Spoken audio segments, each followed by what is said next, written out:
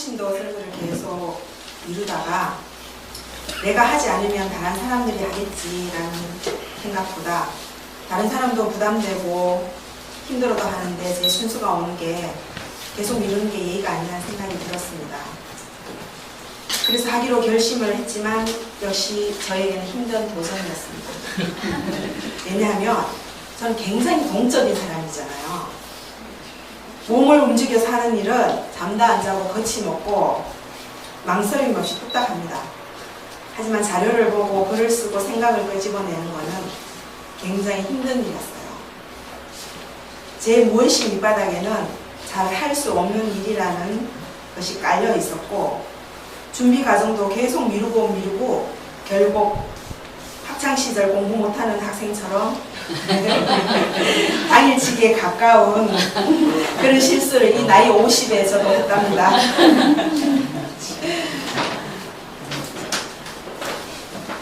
제가 창세기 18장 1절에서 15절 말씀을 처음에 묵상하면서 제 가슴에 와닿은 단어는 고난과 고통이었습니다. 본문에서 아브라함은 99세에 손님으로 온 하나님을 지극정성으로 대접하는 걸 볼 수 있습니다. 소를 잡아 요리를 해서 대접을 하고 아브라함은 그들이 먹는 동안 서서 시중을 들었다고 기록되어 있습니다. 식사를 마친 후 하나님은 사라를 찾습니다. 그리고 사라에게 1년 뒤에 아들이 있을 것이라고 합니다. 아브라함이 등지고 서 있는 장막 어귀에서 이 말을 들은 사라가 내가 기력이 다 쇠진하였고 나의 남편도 늙었는데 어찌 나에게 그런 즐거운 일이 있으랴 하고 속으로 중얼거립니다. 그때 주님께서는 믿지 않고 웃는 사라를 우중하시던 나무랍니다. 저는 이 장면에서 웃고 있는 사라의 모습에서 슬픔과 고통이 느껴졌습니다. 남편이 자신을 믿어주고 사랑해주지만 기다리던 자식을 낳지 못한 몇십 년의 눈물, 고통, 아픔이 느껴졌습니다. 족장의 첫 번째 부인이니 돈도 많고 지위와 권력이 있었지만 인간의 힘으로는 할 수 없는 것을 경험을 했습니다. 창세기 16장 5절에 보면 사라가 아이를 낳지 못하자 하갈이라는 여종의 몸을 빌려서 집안의 대를 이어갈 수 있기를 바라면서 하갈을 아브라함의 아내로 줍니다. 하갈이 임신하고 자기의 여주인을 깔봅니다. 이에 서러운 사라가 아브라함에게 말합니다.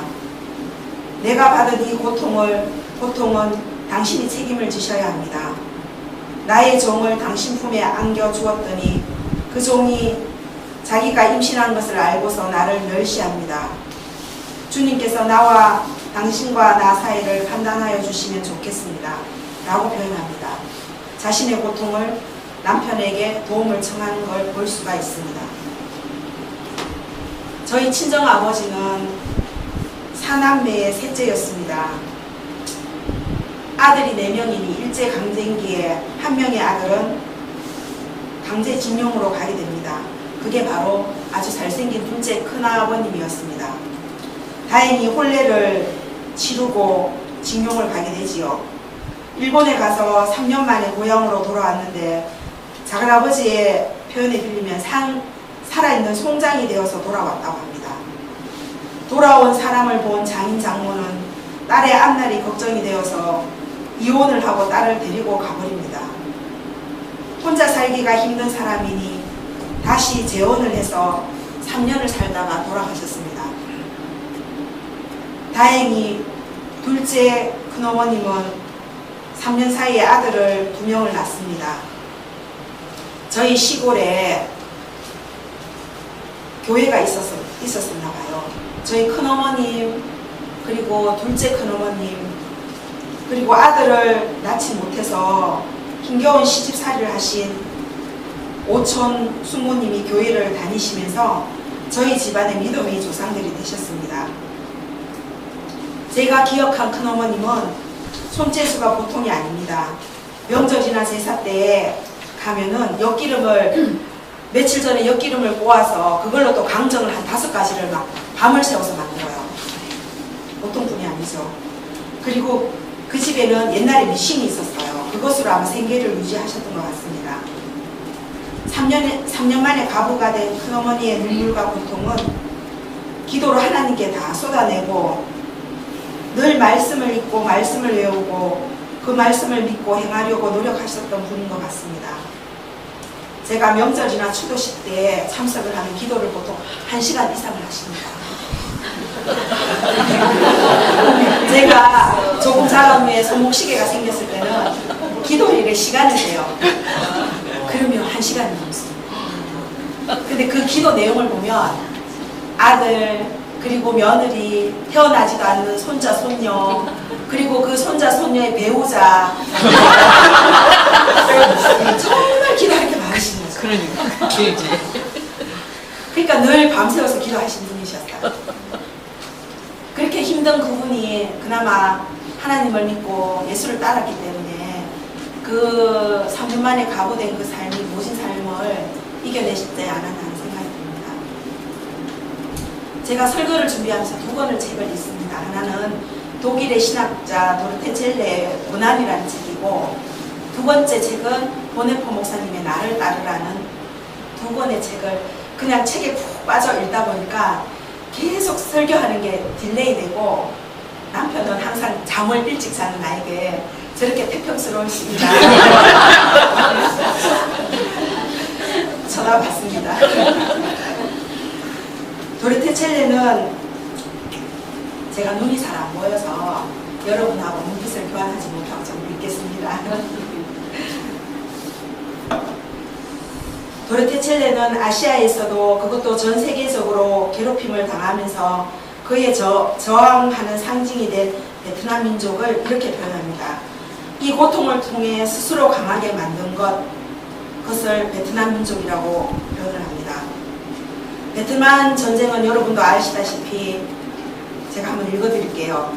고도의 기술로 만들어진 생화학 무기들이 수백만의 농부들을 죽이기 위해 사용되었고, 반인간 폭탄, 이것은 건물은 손상시키지 않으면서 사람만을 해치게 만들게 쓰이도록 만들어졌으며, 플라스틱 폭탄, 이 폭탄 파편은 엑스레이도 나타나지 않아 수술이나 치료로도 할 수 없는 이런 모든 것들이 베트남 전쟁에서 동원되었다고 합니다.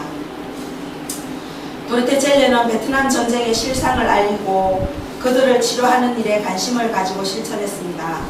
하루는 그녀가 북베트남에 있는 소아병원을 위해 돈을 모으려고 교회 이곳저곳을 다니면서 베트남의 실상을 전했나 봅니다. 근데 어떤 여인이 이런 말을 합니다. 나는 공산주의자들을 위해 줄 돈은 없어요. 도르테 첼레는 소리쳤습니다. 3살도 되지 않는 많은 아이들이 2 다리를 잃었어요. 그러자 또 한 부인이 이렇게 나를 놀렸습니다. 우리는 헌금을 교회 안에 바치지 거리 위에 바치는 게 아니에요. 이 경험으로 그녀는 사회적 고통에서의 1세기 사람들, 그러니까 독일 사람들이죠. 독일 사람들의 무관심과 반공주의가 거의 단절되지 않고 일치되었다라고 고백을 합니다. 1972년 베트남의 전쟁 재건이 한참 이뤄질 때 그녀는 베트남 하노이로 초대를 받았습니다. 그곳에는 오랜 전쟁으로 폐해가 된 도시 모습, 고아와 불구가 된 사람들, 많은 사람들 모습 속에 아이들은 비록 옷은 제대로 못 입었지만 먹을 것은 충분히 먹고 국가에서 후생시설을 무료로 누리게 되어 있었고, 종이는 징기했지만 기초적인 인간의 기본 욕구가 충족되었으며, 가난이 인간의 위험을 손상시키지 않고 비교적 견딜 만한 것으로 보였습니다. 그들은 모두가 평등했습니다. 왜냐하면 높은 고위직이나 노동자 봉급 차이는 적었고 방세, 전기료, 살값 등은 거의 무료로 충족되었습니다. 고난은 언제나 현존하지만 그 자체가 도덕적 범주가 되어버렸습니다. 폭탄이 떨어질수록 우리의 도덕은 더 나아지며 승리는 더욱 확신해진다라고 베트남 사람들은 고백했습니다. 베트남 전쟁 이전에 프랑스 사람들이 베트남을 식민지화 시키죠. 그리고 그들이 떠난 자리에는 남은 프랑스인이 떠난 자리에 매춘부들에 대한 처리 또한 치료학적으로 흥미로웠습니다. 매춘부들을 처음에는 제도권 고향 안에서 충분히 쉬게 해줍니다. 그리고 그들이 원하는 것을 충족시키면서 놀게 해줍니다. 여러분도 아시다시피 매춘부들은 정신적, 육체적, 사회적 고통을 겪은 여인들이었잖아요. 그들이 충분히 쉬게 해주니까 그들에게 나타나는 거는 그거였습니다. 그렇게 고통을 많이 받은 사람은 화가 나와요. 피해의식도 강하고. 그래서 조금만 건드려도 막 사람들에게 욕을 퍼붓는다거나 자기 피해의식 때문에 상대방은 그런 의도가 아니었지만 막 싸우려고 막 덤벼들죠. 그리고 그런 사람들은 슬픔도 많고 눈물도 많고 그런 많은 치료 과정을 겪게끔 그냥 내버려 두게 됩니다. 그런 다음에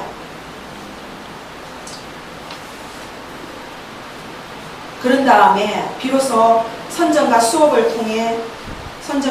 합니다.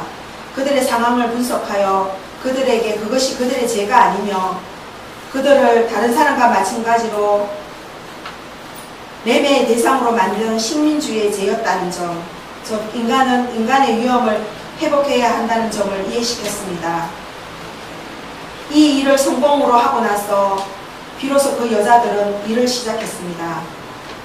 그 다음에는 일반적이고도 정치적인 의식 형성을 통해 다른 여자들도 이 매춘부들을 존중할 만큼 변화를 시켰다고 합니다.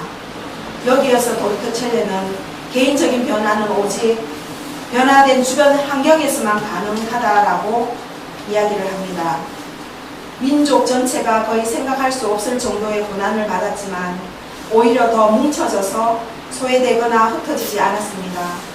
공동의 역사는 해방의 과정으로 이해되었습니다. 고난은 무관심이나 복종을 야기시키지 않고 생산적으로 된 것입니다. 증오와 고통은 변화가 되었습니다. 구약에서의 고난은 모든 고통이 하나님에게로부터 온다는 명제가 체계화되고 예수 또한 십자가 사건을 통해서 육체적 고통, 정신적 고통과 함께 자신을 따르는 사람과 종족으로부터 배신을 당하는 사회적 고통을 당합니다.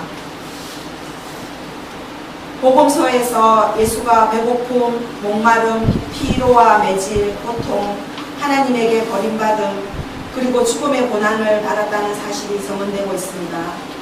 고난을 인정하면서 고통을 변화시키는 사람은 고통 가운데서 발견되는 그러한 강함을 체험할 수 있을 것이라고 말합니다. 도르테첼레는 책에서 말합니다. 개인의 고통, 사회적 고통은 결코 따로 나눠질 수 없고 개인의 정신적, 육체적 고통은 사회적 고통과 연결된다고 합니다. 디트리트 보네포 목사는 형이 전쟁터에 나가 죽는 것을 경험하고 그가 신학을 공부하면서 독일 복음주의 교회에서 사역을 했는데 어린이와 청소년 모임을 지도했습니다. 그때 참여한 대부분의 청소년들은 긴 전쟁터에서 죽거나 수용소에서 목숨을 잃는 경험을 하게 됩니다. 그리고 1939년 2차 대전이 한참일 때 디트리트 보네포 목사님은 입영 통지서를 받게 됩니다. 자신이 양심적 병력 거부자라고 선언을 할 수가 없었습니다. 그렇게 선언을 하면 체포가 되어 강제 집행을 당할 수 있었습니다.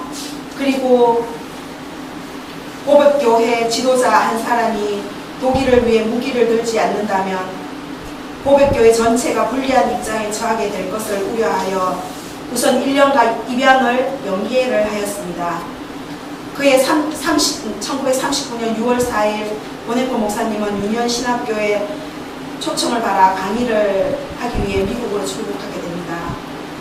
그는 뉴욕에 지내는 동안 자신이 독일의 문제에서 벗어나려고 발버둥 친 것을 실수였음을 확신을 하고 다시 독일로 돌아가기로 결심을 합니다. 1939년 7월 8일 독일로 돌아온 그는 미국인 친구들에게 이런 편지를 씁니다. 나는 내 조국의 역사의 이 어려운 시기를 독일의 그리스도인들과 함께 헤쳐나가지 않으면 안 됩니다. 오늘의 시련을 조국의 동포와 함께 나누지 않는다면 전후의 독일에서 그리스도교의 삶을 재건하는 일에 참여할 권리를 상실할 것입니다. 전쟁이 한참 치달을 1939년 9월 히틀러는 불치병 환자들을 처형하라는 명령을 내립니다. 그리고 정신박약자들과 정신병 환자들을 제거하고 유전적으로 결함을 가진 사람들에게 불임을 강요하는 법안과 함께 유전 계획 프로그램을 처음으로 시행합니다. 이것으로 20만 명에서 35만 명의 많은 사람들이 강제로 불임 수술을 받게 됩니다. 히틀러의 여러 가지 악행에 1940년 보네포 목사님은 적극적으로 레지스탕스 운동에 투신합니다. 보네포 목사가 정치적인 활동에 참여하게 된 동기를 다음같이 설명을 했습니다. 우리는 그리스도가 아닙니다. 그러나 그리스도인이 되기를 원한다면 그리스도의 넓은 사랑을 어느 정도 공유해야 합니다. 우리는 위험한 시간이 닥쳐올 때 책임을 지면서도 스스럼 없이 행동함으로써 그리고 두려움에서 비롯된 것이 아니라 고난당하는 모든 사람들을 위해 베푸신 그리스도의 자유케 하며 후속하는 사랑에서 비롯된 참된 자비를 보여줌으로써 그렇게 할 수 있습니다. 그저 기다리면서 지켜보기만 하는 것은 그리스도의 행동이 아닙니다. 그리스도인들은 자비와 행동을 위해 부름을 받았습니다. 우선적으로 자기 자신의 고통 때문이 아니라 형제들과 자매들의 고통 때문에 행동해야 합니다. 그리스도는 우리 형제 자매들을 위해 고난을 당하셨습니다. 히틀러의 암살하려는 계획이 숲으로 돌아간 다음 날인 1944년 7월 21일에 쓴 편지에 다음과 같이 보네포 목사님이 고백합니다. 우리는 오직 이 세상의 삶을 철저하게 사는 것을 통해서만이 믿는 것이 무엇인지 알게 된다네. 그것은 삶의 가업들, 문제들, 성공과 실패들, 경험들과 난처한 일들이 가득 찬 가운데서 기탄 없이 사는 것을 뜻하네. 이렇게 살면서 우리는 하나님의 손에 자신을 온전히 맡기고 자신의 고난이 아니라 세상에 계신 하나님의 고난을 진지하게 생각하며 겟세마네 그리스도와 함께 깨어 있어야 하네. 보네포 목사님은 교회와 유대인의 문제라는 글을 통해 교회의 세 가지 행동을 제안합니다. 첫째, 교회는 국가가 취한 행동에 대해 과연 그 행동이 합법적인 것인지 묻고 국가의 답변을 요구할 수 있어야 합니다. 둘째, 교회는 사회조직에 의해 희생당한 사람들, 그리고 그들이 그리스도교 공동체 일원이 아니더라도 무조건 도와줄 의무가 있습니다. 셋째, 교회는 바퀴 아래 깔린 희생자들에게 붕대를 감아주는 것이 아니라 바퀴 자체를 멈추게 해야 합니다. 오늘 마태복음서 9장 35절에서 10절에서 보면 예수께서는 유대인들에게 국한된 모습을 보이시지만 9장 35절에서 예수께서 무리를 보시고 그들을 불쌍히 여기셨습니다. 그들은 마치 목자 없는 양과 같이 고생에 지쳐서 기운이 빠져 있었기 때문입니다. 예수는 무리의 고난, 고통을 보시고 불쌍히 여겼습니다. 12 제자들을 부르시고 그들에게 하나님 나라를 선포하고 앓는 사람을 고쳐주며 죽은 사람을 살리며 나병 환자를 깨끗하게 하며 귀신을 쫓아내라고 합니다. 거저 받았으니 거저 주어라고 합니다. 오늘날 우리 사회에 많은 문제들이 있지만 저는 저의 삶의 현장을 소개할까 합니다. 저는 비정규직 노동자로 1년에 한 번 갑과 을로 근로계약서를 쓰는데 서류상은 하루 8시간 근무에 시급 6,470원의 노동임금으로 사인을 합니다. 실제 제가 근무하는 시간은 10시간 정도 되고 점심 식사는 한 5분 정도 합니다. 5분의 개인 휴식 없이 일을 하고 있습니다. 직업은 말도 많고 탈도 많은 아동학교에 입방하여 오르내리는 보리교사입니다. 저는 갑과의 관계, 아이들과의 관계, 학부모와의 관계, 동료 교사와의 관계 속에서 일을 하고 있습니다. 저는 지금 16개월짜리 1명과 14개월짜리 2명, 3명의 영세반 친구들을 보육하고 있는데 아이들을 보육하는 것은 정말 힘이 듭니다. 3명의 아이들을 가정에서 엄마가 돌보는 것처럼 흉내라도 내려면 내 몸이 부서져라 움직이며 말을 합니다. 아직 에어컨이 안 트는데 선풍기를 돌려도 금세 온몸에 땀이 나고 요즘은 아동학대 규제가 엄격해서 잠시도 내 몸이 어디 부딪혀서 아프더라도 상처를 돌볼 여유가 없습니다. 보육실에 있는 CCTV는 아이들의 안전을 위한 것이 아니라 교사의 감시용이 되었기 때문에 노동 현장은 더 살벌합니다. 간혹 아이가 다치는 사고가 나면 모든 책임은 교사가 집니다. 왜냐하면 CCTV를 돌려보면 이래저래 작은 흠이라도 잡히게 됩니다. 원인이 코에 걸면 코골이가 되고 귀에 걸면 귀걸이가 되는 상황이 되는 거지요. 여러 가지 악조건의 상황 속에서 일은 하지만 제가 제일 스트레스 받는 것은 제가 비정규직 노동자라는 사실입니다.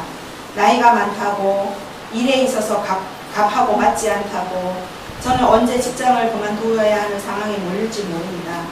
그것이 제가 큰 스트레스이며 나의 노동 현장의 모습입니다. 나의 삶을 열받아 보니까 좀 울컥했어요. 노동 현장에서 느끼는 정신적, 육체적 고통은 결코 사회적인 고난과 떨어지는 것이 아닌 모든 것이 다 유기적으로 연결되어 있다는 것을 나는 고백하고 싶습니다. 그리고 나 아닌 다른 사람들 또한 조금씩 노동 현장의 모습은 다르지만 느끼는 고통은 같다라는 생각이 듭니다.